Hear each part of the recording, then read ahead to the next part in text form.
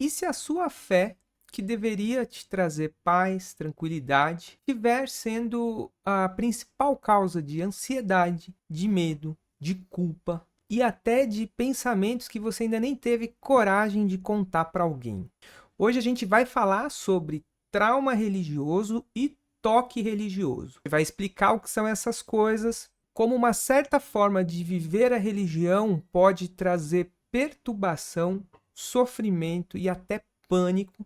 E talvez no final desse vídeo você chegue à conclusão que aquilo que você achava que era normal, na verdade, não só não é normal, mas como também pode estar te causando vários problemas que ainda pode chegar a se transformar em transtornos psicológicos.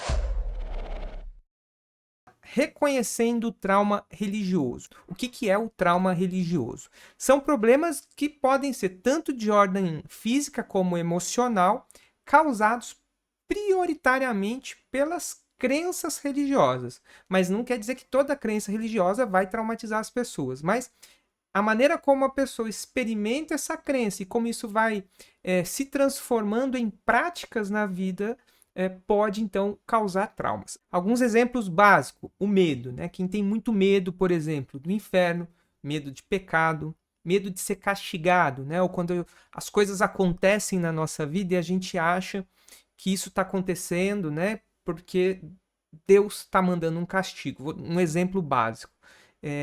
A minha família, eu venho de uma família muito religiosa, né? Católica, e o meu avô, que já é falecido, inclusive, lá atrás, no passado, ele frequentou, assim, muito rapidamente, terreiros de Umbanda, né? E desde então, tudo de ruim que acontecia na família ali, do meu avô, nos meus tios, minhas tias, né? Era atribuído a um castigo que Deus estava dando, porque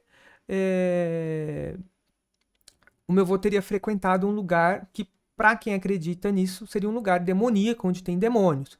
Então, assim, isso vai criando um tipo de sentimento constante de culpa, né? Do meu avô, ou de culpar o meu avô por ter frequentado aquilo. Aí todas as desgraças que acontecem na vida da minha família é porque meu avô frequentou uma religião diferente da minha família de origem.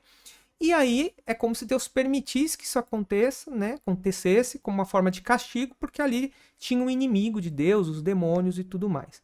Então isso vai virando, né? Essa crença vai virando esse medo, essa interpretação e essa ideia de que as coisas que acontecem na nossa vida têm essas causas espirituais, né?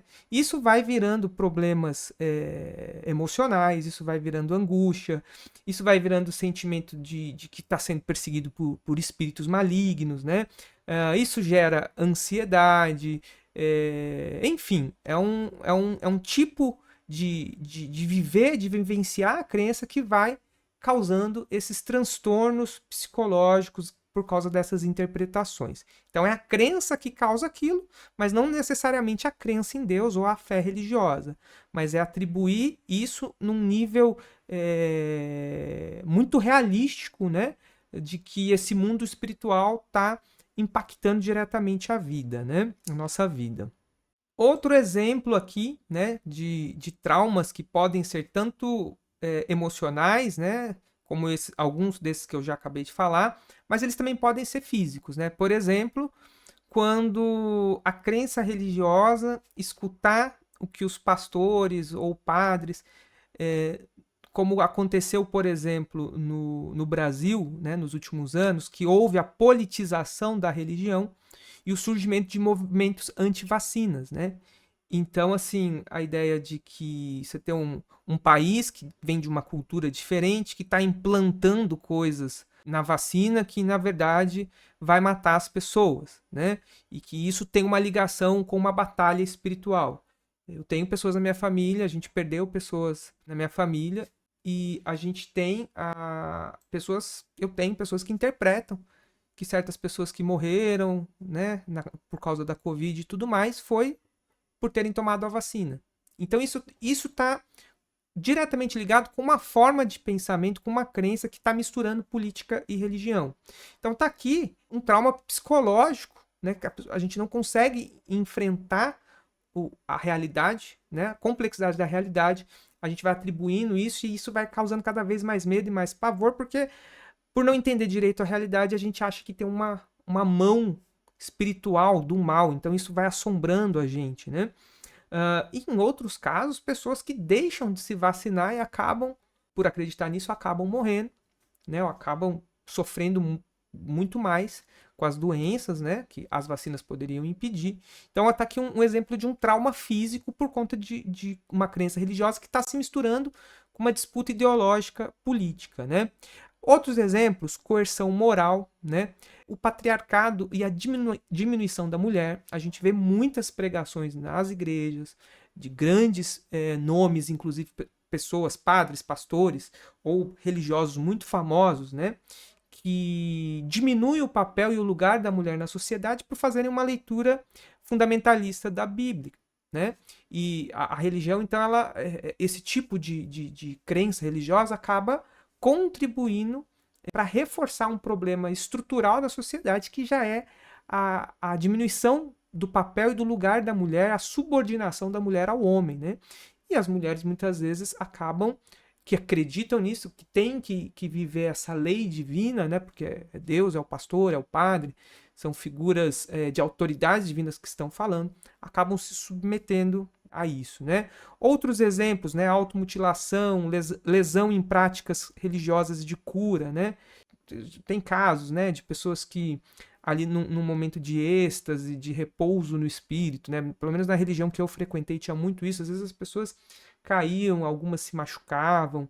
Eu conheço gente que foi, por exemplo, em aparições, acreditando que ia ver Nossa Senhora, ou foi num lugar onde alguém via e conversava com Nossa Senhora, e que ficou ali olhando para o sol, né, para ver um sinal no céu, e acabou comprometendo a visão, tendo problemas na vista por causa de ter ficado olhando muito tempo para o sol. Então, assim, aqui são exemplos de traumas físicos, né? E tem gente também que, como penitência, se machuca, se automutila, né? E isso é muito antigo, essa prática de penitência, de você ter que sofrer para pagar seus pecados, né?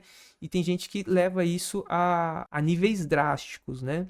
Enfim, aqui só alguns exemplos, tá? Então, isso aqui seriam traumas religiosos, né? Quando a gente fala, por exemplo, de pessoas que vivem constantemente sentindo culpa, sentindo medo, se sentindo perseguido, ou pessoas que se sentem enojadas de si mesmo, principalmente em relação à sexualidade, né? Pessoas que não conseguem desfrutar do prazer da vida, porque acham que sempre tem que viver uma forma de penitência, sempre tem que pagar, carrega uma culpa constante. Isso são exemplos de traumas religiosos. Agora tem uma diferenciação, né, que é o toque religioso, né? Os traumas religiosos, eles são experiências traumáticas, né, em ambientes religiosos, como que a gente acabou de falar aqui. Já o toque religioso, que é conhecido também como escrupulosidade, é uma condição de saúde mental em que os pensamentos e os comportamentos eles vão se tornando obsessivos e compulsivos, né? E que aí estão ligados à religião e à moralidade. Então, seria um estágio avançado, né? Você foi traumatizado com a religião de alguma forma e aquilo começa a se repetir constantemente na sua vida, né? E isso vai te causando, então, um sofrimento contínuo, né? Alguns exemplos, né? Medo excessivo de ter cometido pecado. Então a pessoa tem uma atitude, faz alguma coisa, fala alguma coisa, e aí ela fica ali pensando e remoendo, será que ela está em pecado? Será que ela não pecou? Se ela morrer, será que ela vai para o inferno? Então isso começa a virar um desespero, né? Muitas vezes a pessoa vive excessivamente numa introspecção, não conseguindo desfrutar das relações sociais, né? Porque se ela sente um pouco de alegria, um pouco de prazer, ela já se sente mal, porque, né, ela tem uma culpa, ela acha que ela carrega um pecado constante, que ela tem sempre que estar sofrendo para pagar esse pecado, tem que estar sempre num momento de penitência, né? A vida tem que ser uma penitência. O cristianismo tem muito disso, né? Como Jesus morreu na cruz, o sofrimento é o que salva, o sofrimento é o que liberta, é o que leva para o céu. Então a pessoa não se dá o direito de ser feliz, né? A pessoa está sempre pensando em que vai morrer, que vai para o inferno, em que vai ser punida por Deus, né? E aqui a gente está falando de um diagnóstico psíquico, né? Normalmente é um psiquiatra que vai diagnosticar isso, porque é tão constante que a pessoa não consegue viver bem, né? A pessoa começa a ter uma vida atribulada por conta disso, né? A pessoa que às vezes já passou, já presenciou, eu no meu caso já presenciei algumas vezes, possessões demoníacas, né? Então a pessoa começa a sempre achar que está sendo perseguida por demônios, tem medo de se misturar com pessoas de outra religião, porque senão ela pode ser possuída por demônios também, fica pensando nisso, medo da morte, medo de perder controle dos seus impulsos sexuais. Então a pessoa está sempre ali se privando, sabe? Não pode olhar, não pode flertar com ninguém, não consegue nem às vezes desenvolver, né, uma relação afetiva, amorosa com outras pessoas por conta disso, né? Acho que não tem o direito de viver isso, né? Então tem uma questão com a sexualidade, por causa das interpretações teológicas em relação ao sexo, né? E pessoas que muitas vezes ficam muito aflitas se começam a ter dúvidas a respeito da sua fé, da sua religião, ou a respeito do que um padre ou um pastor falou, tem medo de discordar de uma posição, né? Enfim, quando isso vira um transtorno contínuo, isso a gente pode chamar de toque religioso, mas para você dizer que você tem um toque religioso, ou que alguém tem que se passar realmente por um psicólogo, depois um psiquiatra, fazer um diagnóstico certinho, né? Formas da gente identificar, né? Como é que a gente identifica o toque religioso na nossa vida? Antes de abandonar a fé religiosa, eu fui católico, fui da renovação carismática, eu cheguei muito perto, acho que, de desenvolver esse toque religioso. Eu teve época na minha vida que eu confessava, às vezes toda semana, às vezes até 2 vezes na semana, que para evitar impulso, desejo sexual, eu tomava banho gelado, né? Então, assim, isso não foi uma constante na minha vida, porque quando começou a chegar nesse ponto, eu comecei a me questionar e eu dei abertura, né? Então, aqui eu anotei algumas coisas que a gente pode observar em nós mesmos, né? Para saber se a gente tá tem o risco de estar chegando nesse ponto, né? Quando você costuma escrever as orações, né, para verificar se foram feitas corretamente. Isso aqui eu peguei de um site, que é um site que trata esses temas, né, de um site americano. Eu vou ver se eu deixo o link aqui embaixo, inclusive, para vocês darem uma olhada, que normalmente relatos e acompanhamentos psicológicos, né? Isso se repete muito em pessoas que estão passando pelo toque religioso. Então a pessoa ela escreve a oração para depois verificar se ela rezou direito, né? Essa questão da confissão excessiva, a pessoa está sempre buscando a segurança nos líderes religiosos e então assim ela não consegue tomar decisão sem o aconselhamento de um líder religioso. Tudo que está acontecendo na vida dela, ela precisa escutar o líder religioso, porque a pessoa tem que, para ela, esse líder religioso é a voz de Deus, né? Pessoas que têm atos contínuos, rituais contínuos e repetitivos de purificação, de limpeza da alma, de buscar a pureza, né? A ideia de que você precisa se purificar o tempo todo, né? Que você está sempre se sentindo sempre sujo. Então, quando você tem esse sentimento, quando você está buscando muito isso, provavelmente a pessoa está desenvolvendo um trauma, um toque religioso, né? Tratar a frequência de serviços religiosos como obrigatória, né? Se a pessoa não consegue ir na missa, dá um problema, ela não consegue ir no final de semana na missa, ou pessoas que frequentam a missa todos os dias, se um dia ela não consegue ir, aquilo tira ela do sério, né? A pessoa começa a se desequilibrar, se sentir mal, aí já tem que confessar, já tem que buscar a confissão.